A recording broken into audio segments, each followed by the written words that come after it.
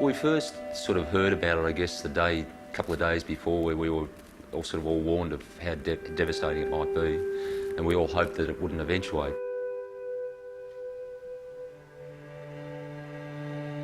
We had the call come out on, I think, the Thursday before Black Saturday, that it was going to be a nasty weekend, and in fact we had staff on call.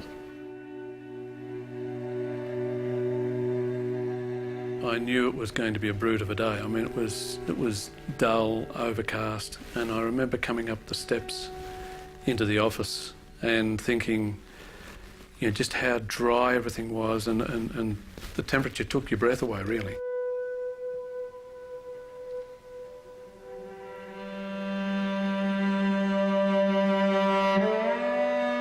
A lot of lessons were learnt from the Grampians in terms of VicRoads' involvement in fighting these disasters.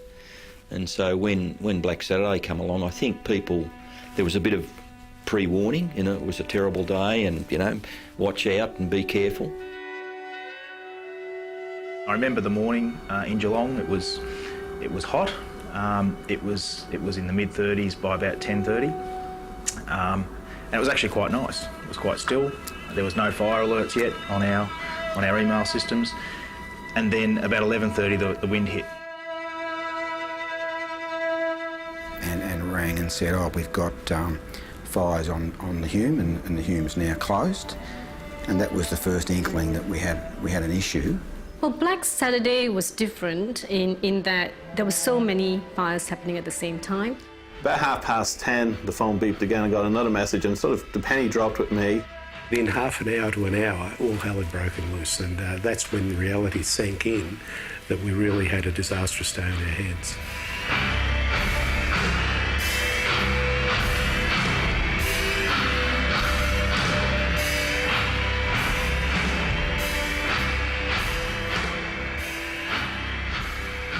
It was really quite horrible seeing it, because you were in there, you saw it, it was real. And the thing that struck me then was driving home down through St Kilda. There's all these people going about their own daily business, and so be it, but the reality of it was there was something really horrible happening up in one area, and then everybody else was just going on. Victoria was burning, and every region swung into action. The issue then was a third fire started just on the outskirts of Bendigo. And again, that wasn't as prominent as the other fires in terms of the media, but it got within 1.5 kilometres of the city centre of Bendigo. When Saturday came, not only did we have the Bunyip fires, we also had the Churchill fires, and then fires which then spread all the way to Traralgon, to Coligny, Traralgon South and Hazelwood North. So that was unexpected. And then there were some little fires going on at the Sale end of the state as well. So I think it was the volume and how fast the fire spread that caught us all by surprise. Yeah. Because I was more focused on the Horsham fire, which is in my patch. And really, when Monday came along and you start to realise that while Horsham was a pretty bad fire, you know, it was just so much worse up in the northeast part of Victoria. Everything was black. Absolutely everything was black. You couldn't see the white lines on the road, they were black. Trees were still burning and smouldering. Because we had the fire brigade were at our disposal, so to speak, so we would stop doing inspection, they would stop with us. We got out, we inspected, all the street signs were melted and gone. The road pavement in places where trees had fallen on it was damaged because of the trees. In other places it was damaged just because of the heat. The other thing that really struck me, which was quite sad, and many people would have seen the photographs in the newspaper, are places where trees were across the road and cars had obviously collided with the trees, and then there was a build-up of cars, and you could see where people had tried to do U-turns and all the rest, and those cars were completely gutted. Some of the sights I saw, I guess it's like, the only way I can describe it is like going into hell, because it was like hell. it's all black. And by the time I got there, we already have some of the road structures up, like we've had the guideposts up. But you can imagine when everything is black, you don't see where the road starts and ends. And some of my staff were telling me that on the first day that they went there, they almost drove off the road. It didn't matter what people had said to me or what I'd seen in newspapers until you actually saw it firsthand. It was terrible. And yeah, the devastation was enormous. How some things had survived and others had actually been destroyed just amazed me. And you think, well, how does this happen? But there is no logic. Went into King Lake Central, and that was just like something out of a movie. There was Dante's Peak or some of those disaster movies that you see on the American television, and you think, where do all these emergency services come from? But there was absolutely the world's worth of fire trucks and emergency services there. Because it was such a horrendous affair and people actually died, all the roads became crime scenes. And a lot of what people didn't understand that day is that when roads are crime scenes, VicRoads has no access to those roads themselves to inspect the roads. We can't actually get in till the coroner's been out there, and then the road is undeclared as a crime scene. Then we go in and do our job. I think first came that sense of overwhelm, of everyone actually just going, this is unfathomable. But then the result of that was this kind of extraordinary pulling together, not just within communications, but across the organisation as a whole. VicRoads' immediate task was roadblocks, road safety and reliable information to the public.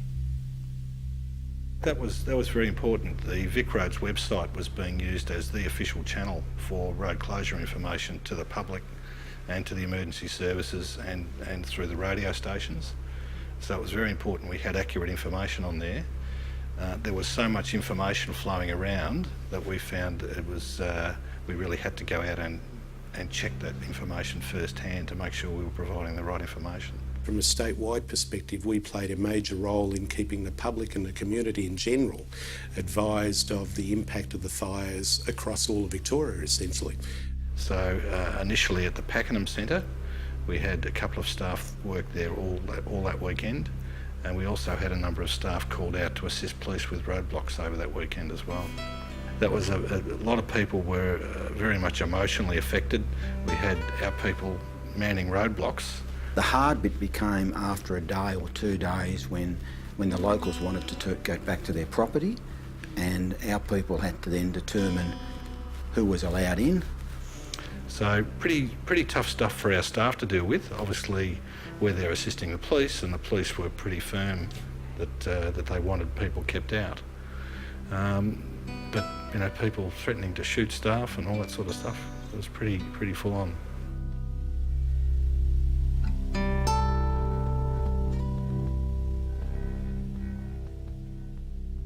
Words actually fail you when you're here in person. It just is so much more awe-striking than on the television or when you hear people talk about it. To just look around at the moment and see the devastation, you think to yourself, well, you know, if hell ever shut up shop, it'd move to here. We do surveys, make sure that the bridges haven't been damaged, that vehicles can travel over them safely. We also make sure that all the road signs are suitable. As you can see just around the corner here, you've got new white signs all around the road. Prior to that, it was black on black, and if anyone came through at night, you wouldn't be able to tell the side. All those plastic signs had just melted. The metal signs had melted. The heat from this fire was so intense. Before roads could be remarked and guardrails replaced, thousands of dangerous trees had to be removed. And the role of the arborist was to inspect all of the trees along the road, and then we had tree lopping crews follow them through, getting rid of the trees that were at risk of falling over. That would have been a big operation. It was a very big operation, yeah. I mean, I think at one stage we had 16 crews operating just in our region. So we went through, we made a quick assessment of what needed to be done.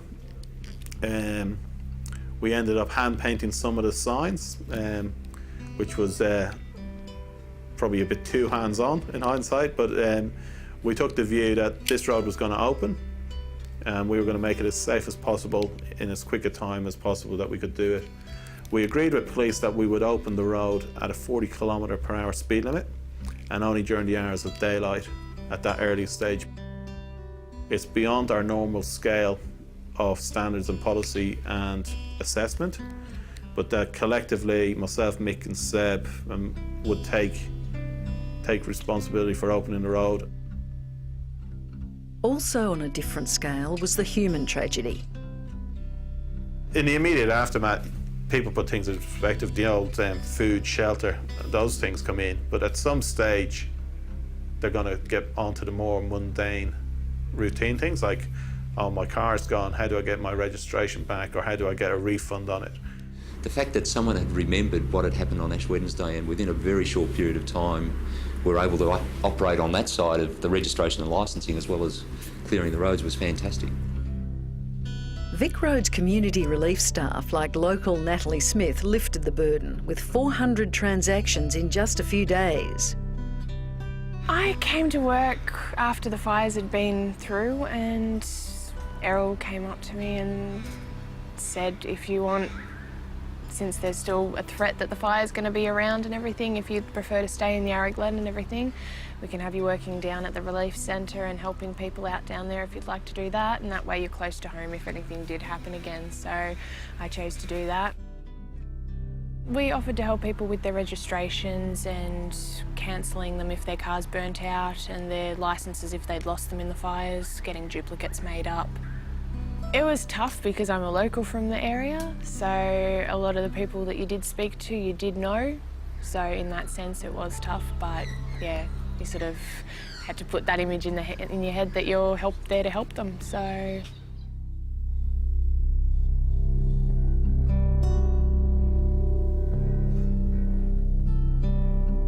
I did lose friends. I did lose friends, a lot of people that I knew. I did lose, but yeah, it's a part of living in that area and everything, and it's heartbreaking, but once again, we did get through it. There are a few times where you do break down, but you have to toughen up. VicRoads staff are professionals. On Black Saturday, a few were victims, many were volunteers.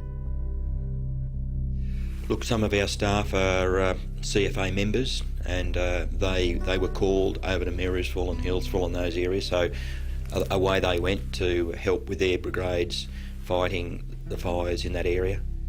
As the day rolled out, I found out that one of my managers had his house burned and his daughter's house burned. And there were people manning what we call the municipal emergency coordination centres that were literally manning the centres and then rushing back to their house to put flames out closer to where they lived. It was hard just keeping track of where people were, and we felt that was very important, that if someone didn't come back, we knew where they'd been. I guess the things for me with the staff were what they were doing in a professional way was terrific, and to actually just be out there sort of experiencing some of that with them. So whether it was TSS officers manning roadblocks or road workers clearing roads or registration and licensing people sort of talking to people about licences, that was fantastic to see that direct professional response to what was required. Certainly the cooperation between the police and ourselves was something that I thought was quite outstanding. One of our people who was actually defending his own house, standing on the roof of his house defending his own house, when he got a phone call from someone at VicRoads saying, we need you to come and help us do what VicRoads needs to do, and he quite rightly said, well, I do what I need to do at the moment with my house. But there were sort of lots of little stories like that occurred on the day. Look, I think the main thing is that VicRoads, when the pressure's on, we come good, and I think in this case we always practice and rehearse what might happen in the event of an emergency, but this case it wasn't an exercise, it wasn't anything like that, it was the real thing. We also had our employee assist program people wandering around and making sure they were catching up with those people as well, just to give some, I guess, emotional support. Within VicRoads were actively involved in the fire effort, and it numbered over 500, which was a great effort. And a lot of people put in a lot of hours, 15 to 18-hour days. And they did it because they needed to do it, not because they were told to do it. They really lifted their game. It became interesting to try and differentiate between how I operated on a professional level and how on a personal level. I think talking to a lot of people that have been involved, they did their professional job and got on with it, but then had to deal with their own personal emotions that they were feeling as well. And I think that was quite normal on the day, and I was just one of those people that had to do that. But it's, as I said, I've been very proud of the organisation.